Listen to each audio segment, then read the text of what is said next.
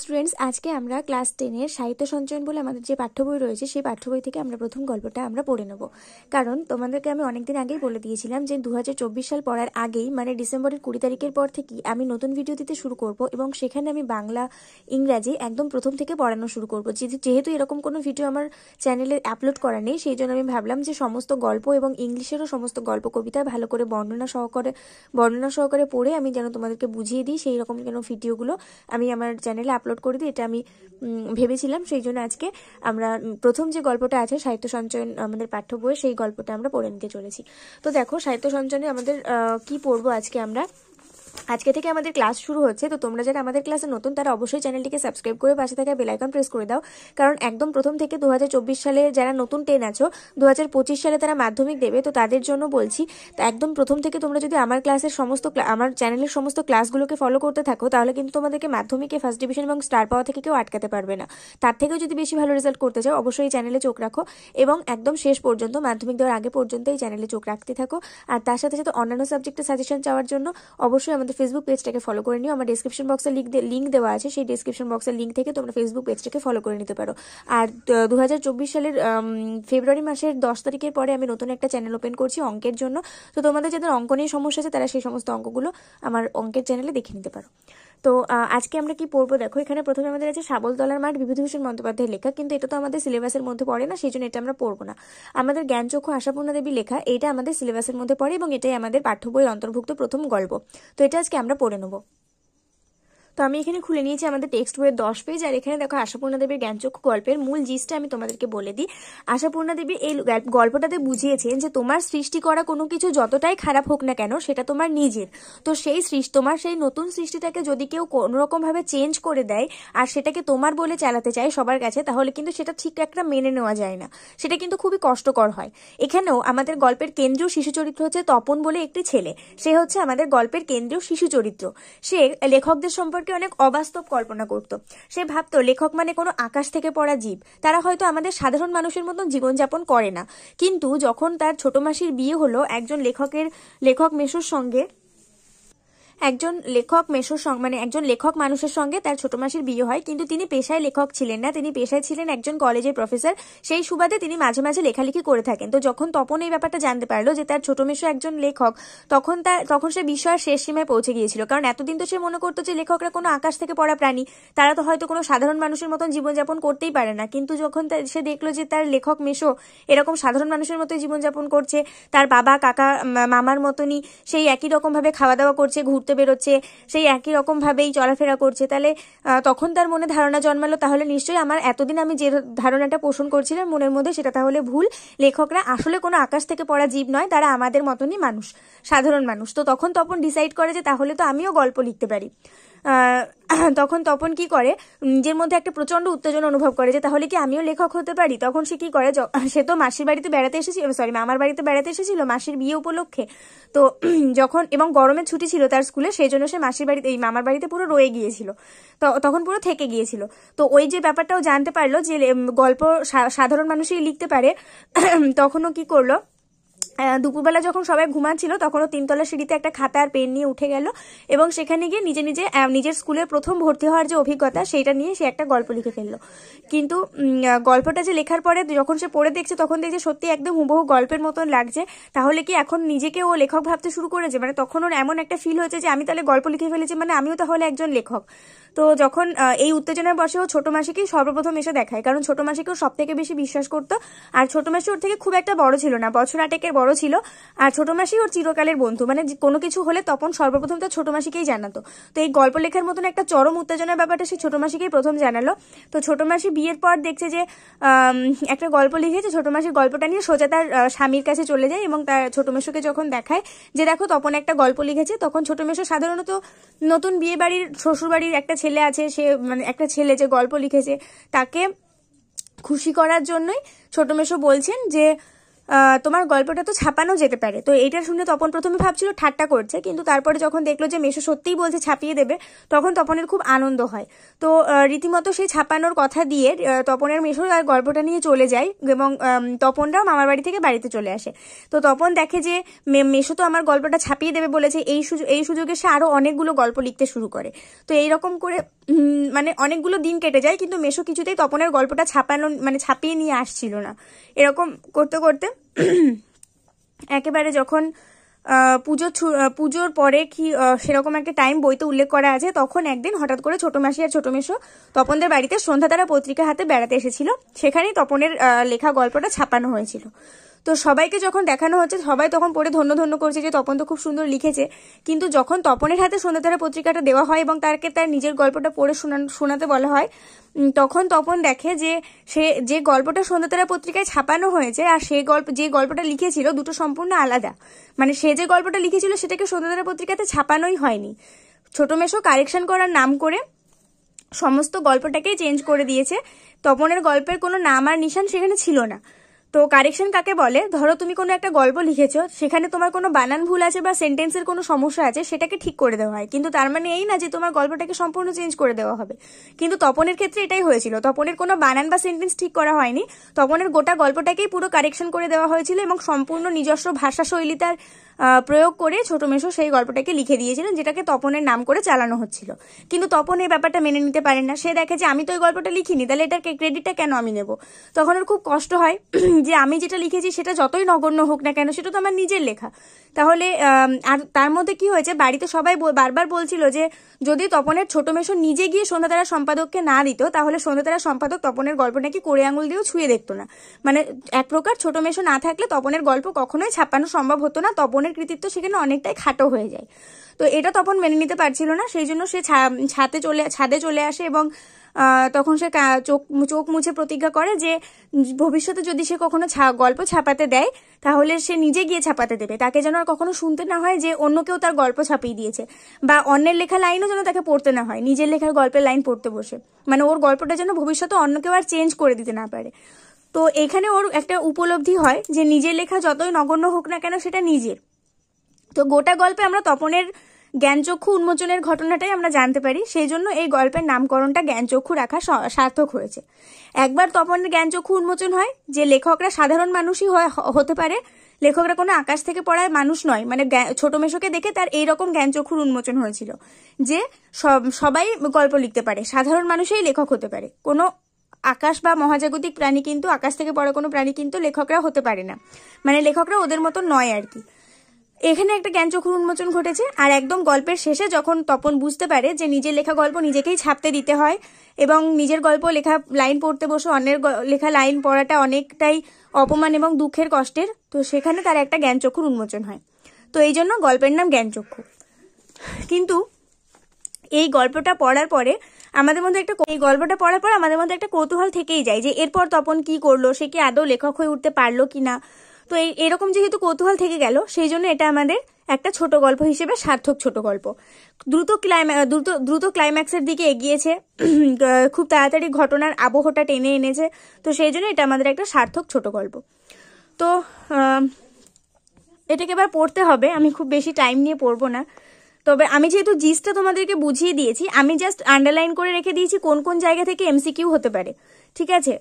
তো আমি সেই জন্য আর তোমাদেরকে কিছু বোঝাবো না, আমি তো জিসটা বুঝিয়েই দিলাম যে গল্পের জিসটা কি আছে আর কি নিয়ে গল্পটা লেখা হয়েছে, বিষয়বস্তু তো আমি বুঝিয়েই দিয়েছি।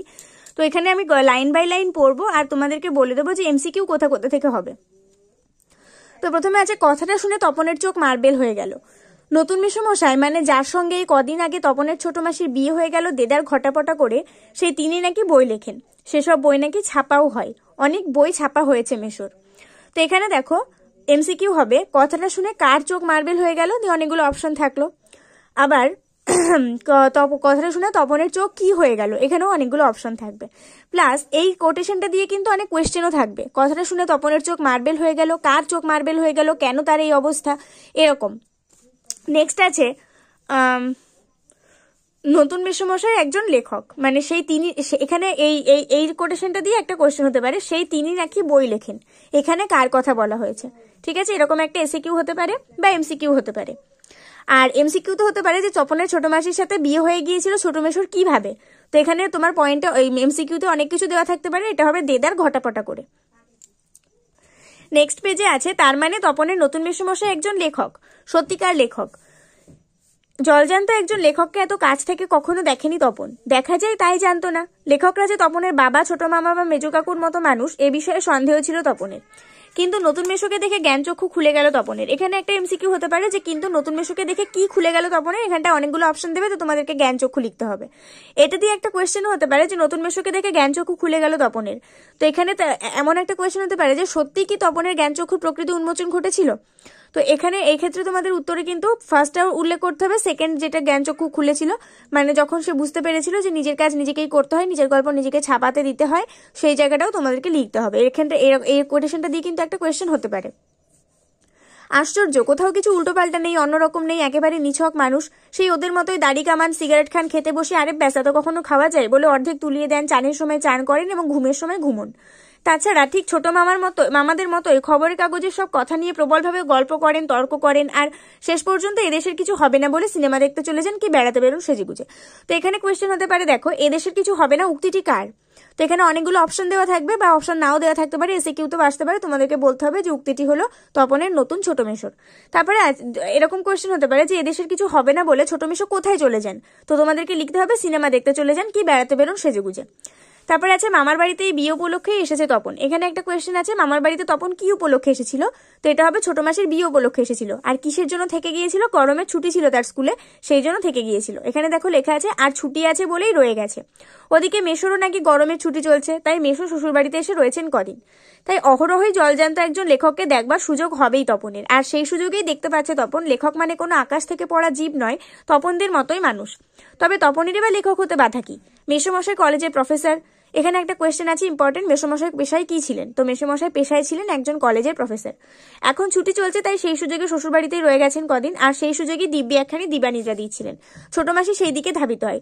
তো যখন ছোট মাসি তপনের গল্পটা, এখানে না গল্পটা একটু উল্টো পাল্টা করে দেওয়া আছে, ঠিক আছে। এই যে তপনেরই বা লেখক হতে বাধা কি এই পর্যন্ত না যেটুকু আছে এইটুকুর পরে তোমাদের যেখান থেকে দেওয়া হয়েছে এটা কিন্তু পরের ঘটনা। মানে এক একটা সিনেমা দেখেছো তো তোমরা, সিনেমাতে দেখবে লাস্টের সিন আগে দেখায় আর মাঝখানটা হয় আবার মানে যেটা লাস্টে হয় সেটা আগে দেখিয়ে দেয়। তো এখানে কি হয়েছে, ওই লাস্টের সিনটা আগে দেখিয়েছে। এইখানকার যে সিনটা আসলে ছিল যে তপন আগে তো গল্পটা লিখেছে, তারপরে তো ছোট মাসিকে দেখিয়েছে, তারপরে তো ছোট মাসি ছোট মাসিকে দেখাতে আসছে। তো ছোট মাসিকে দেখানো পর্যন্ত যে ব্যাপারটা সেটাকে এখানে মিস আউট করা হয়েছে। সেটা কোথায় লেখা হয়েছে জানো, সেটা এইখানে লেখা হয়েছে। এইখানে দুপুরবেলা সবাই যখন নিথর এইখান থেকে ওই ঘটনাটা লেখা হয়েছে। কিন্তু এইটা তোমাদেরকে পরে দিয়েছে। এটা ছোট গল্পের আশাপূর্ণ দেবীর লেখা একটা বৈশিষ্ট্য। উনি কি করেন, সিনেমার মতন ক্লাইম্যাক্সটাকে সাইডে রেখে দেন, দিয়ে যেটা আর কি মূল ঘটনা মানে ক্লাইম্যাক্সটাকে আগে তুলে ধরেন, আর যেটা মূল ঘটনা সেটাকে পরে রেখে দেন। তো এখানে দেখো তপনের গল্প লেখার ব্যাপারটা কিন্তু পরে রেখেছেন, কিন্তু তপন যে যখন ছোট মাসিকে দেখিয়েছিল আর ছোট মাসি যখন আবার সেটাকে ছোট মাসিকে দেখাচ্ছে সেই ঘটনাটা কিন্তু উনি আগে নিয়ে চলে এসেছেন। তপনের গল্প লেখার ব্যাপারটা কিন্তু পরে আছে। তো এই জন্য তোমাদের অনেকের উল্টো পাল্টা মনে হতে পারে গল্পটা, কিন্তু গল্পটা একদম ঠিক আছে। এটা আশাপূর্ণ দেবীর লেখার বৈশিষ্ট্য। তো এখানে দেখো তপনের কিন্তু গল্প লেখা হয়ে গেছে। তোমরা হয়তো হঠাৎ করেই ভাববে যে তপনের লেখক হতে বাধা কি, এর পরে হট করে মেসোমশাই কলেজে মানে দিবানিদ্রা দিয়েছিলেন, সেখানে ছোট মাসি হঠাৎ করে ওনাকে জাগিয়ে দিয়ে তপনের লেখা গল্প কোথা থেকে দেখাচ্ছে। তপন তো এখনো গল্প লিখেইনি, কিন্তু আসলে তপন গল্প লিখেছে, সেটা আশাপূর্ণা দেবী পরের দিকে লিখেছেন। এখানে আগে তিনি ওই ছোট মেশোকে গল্প দেখানোর ব্যাপারটা ক্লিয়ার করেছেন। তো এখানে তপনেরই বা লেখক হতে বাধা কির পরে তপন কিন্তু গল্পটা লিখে ফেলেছে, তারপর সে ছোট মাসিকে দেখিয়েছে, সেটা ছোট মাসি ছোট মেশোকে দেখাতে আসছে। তো তখন তিনি কি করছিলেন, ছোট মেশোকে যখন গল্পটা দেখাতে আসছিলেন তখন ছোট মেশো দিবানিদ্রা দিচ্ছিলেন। এটা কিন্তু এমসিকিউতে আসতে পারে। ছোট মাসি সেই দিকে ধাবিত হয়। তপন অবশ্য না করে প্রবল আপত্তি তোলে, কিন্তু কে শোনে তার কথা। ততক্ষণে তো গল্প ছোট মেশোর হাতে চলেই গেছে, হইচই করে দিয়েছে ছোট মাসি তার ঘুম ভাঙিয়ে। তপন অবশ্য মাসির এই হইচইতে মনে মনে পুলকিত হয়। এই যে কোটেশনটা আছে, তপন অবশ্য মাসির এই হইচইতে মনে মনে পুলকিত হয়, কে কেন পুলকিত হয় এটা দিয়ে কিন্তু একটা 3 মার্কের কোয়েশ্চেন আসতে পারে। মুখে আ করলেও হয়, কারণ লেখার প্রকৃত মূল্য বুঝলে নতুন মেশোই বুঝবে। রত্নের মূল্য জহুরির কাছেই। এটা এই যে কোটেশনটা তোমাদের আছে রত্নের মূল্য জহুরির কাছেই, এইটা কিন্তু একটা ইম্পর্টেন্ট কোটেশন। কারণ এখানে আসতে পারে শর্ট কোশ্চেনে এখানে রত্ন ও জহুরিকে, শর্ট কোশ্চেনে আসবে প্রসঙ্গ নির্দেশ করো, শর্ট কোশ্চেনেই আসবে যে এই কথাটি তাৎপর্য বিশ্লেষণ করো বা কথাটির সরল অর্থ কি, এরকম। আর 3 মার্কের কোশ্চেনে আসলে হবে রত্নের মূল্য জহুরির কাছে, এখানে কার কথা বলা হয়েছে, এরকম বলার কারণ কি। মানে এটা কিন্তু অনেকটা ইম্পর্টেন্ট কোটেশন, এটা দিয়ে অনেকগুলো কোয়েশ্চেন হতে পারে। একটু পরে ছোট মেশো ডেকে পাঠান তপনকে এবং বোধ করি নতুন বিয়ে শ্বশুরবাড়ির ছেলেকে খুশি করতেই বলে ওঠেন, তপন তোমার গল্প তো দিব্যি হয়েছে, একটু কারেকশন করে করে দিলে ছাপতে দেওয়া চলে। তো এখানে এই যে ব্যাপারটা, এখানে একটা কোয়েশ্চেন হতে পারে যে তপনের গল্প দেখে ছোট মেশো কি বলেছিলেন। তো বলতে হবে যে তপনের গল্প দেখে ছোট মেশো বলেছিলেন যে তার গল্প দিব্যি হয়েছে, একটু কারেকশন করে দিলেই ছাপতে দেওয়া চলে। তপন প্রথমটা ভাবে ঠাট্টা, কিন্তু যখন দেখে মেশোর মুখে করুণার ছাপ তখন আহ্লাদে কাঁদো কাঁদো হয়ে যায়। তাহলে বাবু তুমি ওর গল্পটা ছাপিয়ে দিও। মাসি বলে মেশোর উপযুক্ত কাজ হবে সেটা। এই যে কোটেশনটা আছে মেশোর উপযুক্ত কাজ হবে সেটা, এটা কিন্তু একটা ইম্পর্টেন্ট কোটেশন। এটা দিয়ে একটা কোয়েশ্চেন হবে যে মেশোর উপযুক্ত কাজ হবে সেটা, কোন কাজকে এখানে উপযুক্ত বলা হয়েছে, কেন তার উপযুক্ত বলা হয়েছে। এটা কিন্তু 3 মার্কেও আসতে পারে, শর্ট কোয়েশ্চেনেও আসতে পারে আলাদা আলাদা ভাবে। মেশো তো এমনই করুণার মূর্তিতে বলেন, তা দেওয়া যায়, আমি বললে সন্ধ্যাতারা সম্পাদক না করতে পারবে না। এখানে কোয়েশ্চেন আছে কোন পত্রিকাতে তপনের গল্প ছাপানোর কথা হয়েছিল, সন্ধ্যাতারা পত্রিকায়। ঠিক আছে তপন, তোমার গল্প আমি ছাপিয়ে দেবো। বিকেলে চায়ের টেবিলে ওঠে কথাটা, আর সবাই তপনের গল্প শুনে হাসে। কিন্তু মেশো বলেন, না না আমি বলছি, তপনের হাত আছে, চোখও আছে, নচেত এই বয়সে ছেলেমেয়েরা গল্প লিখতে গেলেই তো হয় রাজারানীর গল্প লেখে, নয়তো খুন জখম অ্যাক্সিডেন্ট অথবা না খেতে পেয়ে মরে যাওয়া এইসব মাল মশলা নিয়ে। তপন যে সেই দিকে যায়নি, শুধু ওর ভর্তি হওয়ার দিনের অভিজ্ঞতার অনুভূতির বিষয় নিয়ে লিখেছে, এটা খুব ভালো, ওর হবে। তো এখানে দেখো কোয়েশ্চেন আছে যে তপনের বয়সী ছেলেমেয়েরা গল্প লিখতে বসলে কি কি বিষয় নিয়ে গল্প লেখে। তো হবে রাজারানীর গল্প, খুন জখম অ্যাক্সিডেন্ট, না খেতে পেয়ে মরে যাওয়া, এইসব নিয়ে গল্প লেখে। কিন্তু তপন কি নিয়ে লিখেছিল, তপনের গল্প লেখার বিষয়বস্তু কি ছিল, ইম্পর্টেন্ট কোয়েশ্চেন যে তপন কি নিয়ে গল্প লিখেছিল। তপন ওর স্কুলে ভর্তি হওয়ার দিনের প্রথম দিন স্কুলে ভর্তি হওয়ার দিনের অভিজ্ঞতা অনুভূতির বিষয় নিয়ে লিখেছে। তপন বিহ্বল দৃষ্টিতে তাকায়। তারপর ছুটি ফুরলে মেশো গল্পটি নিয়ে চলে গেলেন। তপন কৃতার্থ হয়ে বসে বসে দিন গুনে এই কথাটাই ভাবছে তপন রাত দিন। ছেলেবেলা থেকেই তো রাশি রাশি গল্প শুনেছে তপন, আর এখন বস্তা বস্তা পড়ছে। কাজেই গল্প জিনিসটা যে কি সেটা জানতে তো বাকি নেই, শুধু এইটাই জানা ছিল না যে সেটা এমন সহজ মানুষই লিখতে পারে। নতুন মেশোকে দেখে জানলো সেটা, এই যে কোটেশনটা আছে নতুন মেশোকে দেখে জানলো সেটা, এটা কিন্তু একটা কোয়েশ্চেন হবে 3 মার্কের বা এসএকিউতে, যে নতুন মেশোকে দেখে জানলো সেটা, কে কি জানলো।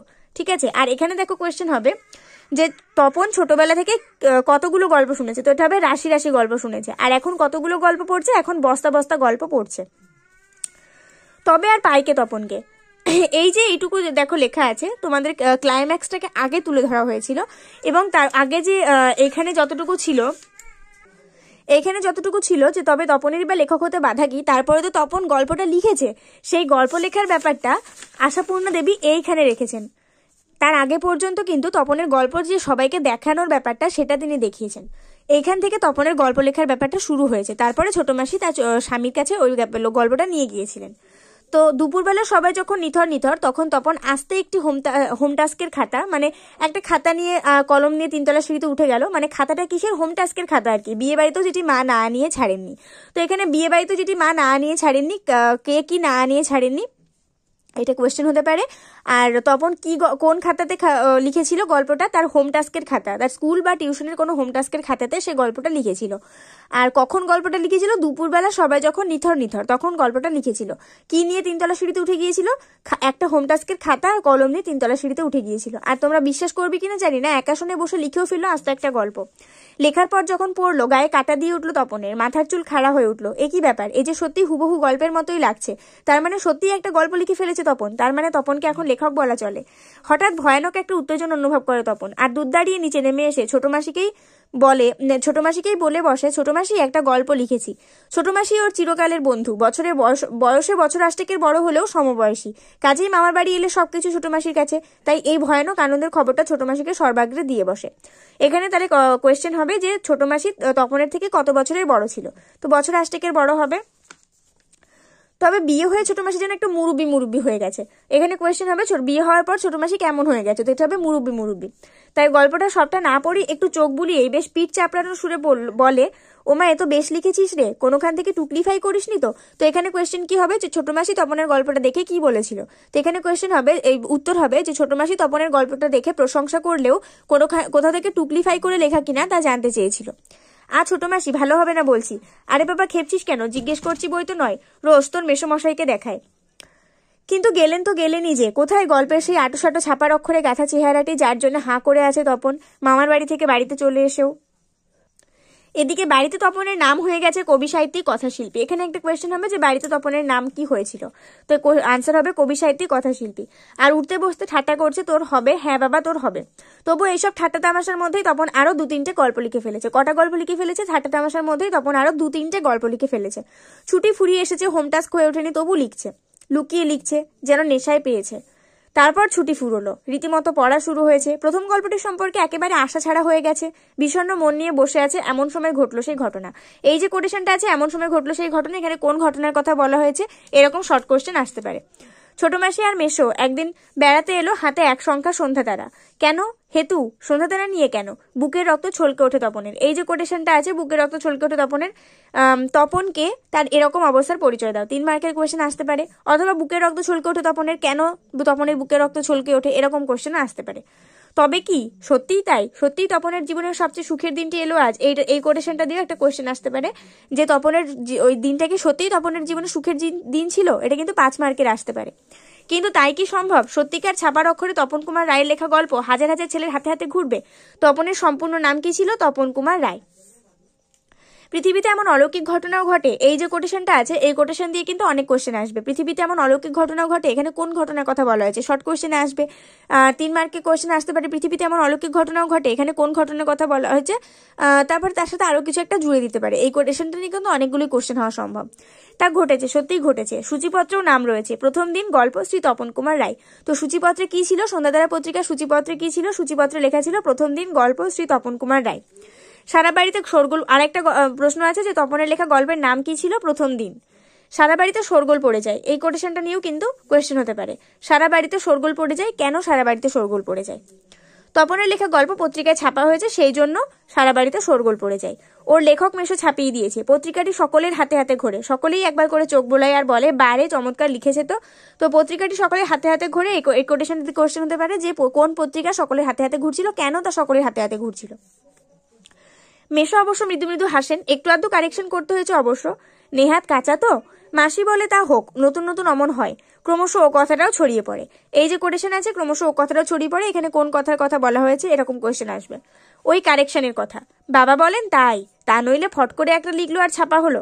মেজো কাকু বলেন তা ওরকম একটা লেখক মেশো থাকা মন্দ নয়, আমাদের থাকলে আমরাও চেষ্টা করে দেখতাম। এই যে কোটেশনটা, আমাদের থাকলে আমরাও চেষ্টা করে দেখতাম, এখানে আসতে পারে উক্তিটির বক্তাকে, তো এটা হবে তপনের মেজো কাকু। ছোট মাসি আত্মপ্রসাদের প্রসন্নতা নিয়ে বসে বসে ডিম ভাজা আর চা খায়, মেশো শুধু কফি। এই যে ওরা কি খেয়েছিল এটা কিন্তু ইম্পর্টেন্ট। মাসি কিন্তু বাড়িতে এসে ডিম ভাজা আর চা খেয়েছিল, কিন্তু মেশো কিন্তু ওসব খায়নি, মেশো শুধু কফি খেয়েছিল। আজ আর অন্য কথা নেই, শুধু তপনের গল্পের কথা আর নতুন মেশোর মহত্বের কথা।